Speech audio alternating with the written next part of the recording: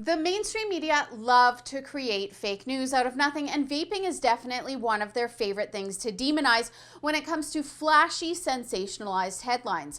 I've talked about how the media likes to sway the facts about the chemicals in some, not all, vaping fluids. They often suggest that these chemicals are responsible for conditions like popcorn lung, and this is true, but only if inhaled in very large concentrations. Tobacco cigarettes also contain a lot of these chemicals and aren't considered to be related to these conditions. Now consider vaping fluids, which either don't contain these chemicals at all or contain them in significantly lower quantities.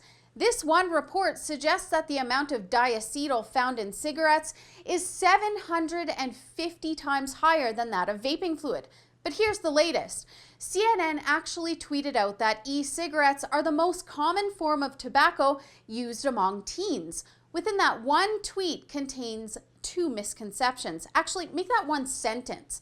You see, there's actually no tobacco involved in vaping. In fact, vaping is actually an alternative to smoking tobacco that millions of cigarette smokers are turning to in order to quit. Watch creator of the vaping documentary A Billion Lives, Aaron Biebert, dispel media lies in this interview with Reason TV.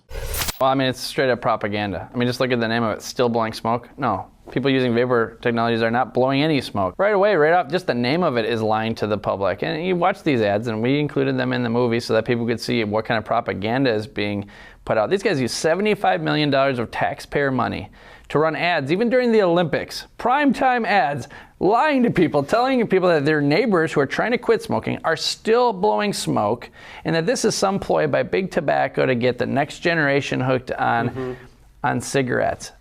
All of that is lie. And of course, the second misconception involves increased tobacco usage among teens, in which Biebert also destroys that argument here. Smoking for children in the U.S. is at an all-time low, and it is dropping like this. Never before has it been dropping so quickly. And yet, they say this is a gateway. Vaping is being tried by more and more young people instead of smoking. That's something we should celebrate. But if it was true that it was a gateway, as more people were trying vaping, more people would be smoking. That's how it works. There's also a study out from England that shows that the actual statistics for youth vapors are collected in such a way that don't reflect the trends accurately. For example, monthly and weekly use are classified as daily use in some reports. The Center for Disease Control also misleads the public by calling e-cigarettes tobacco products. And in one study, they count youth use as in the previous month or year. That could mean that a person may have tried it once and never again, so that would definitely skew statistics. So why do the government and the media push these kinds of lies out? Well, the government wants to tax vapors, and the doomsday headlines sell newspapers. Tobacco companies also want to steer people away from vaping because they want to keep people hooked on cigarettes. This has absolutely nothing to do with public safety and everything to do with the interests of these entities. And what they're doing, either knowingly or unknowingly, is working to prevent people from opting for a healthier alternative to smoking in doing so. For the Rebel.media, I'm Holly Nicholas.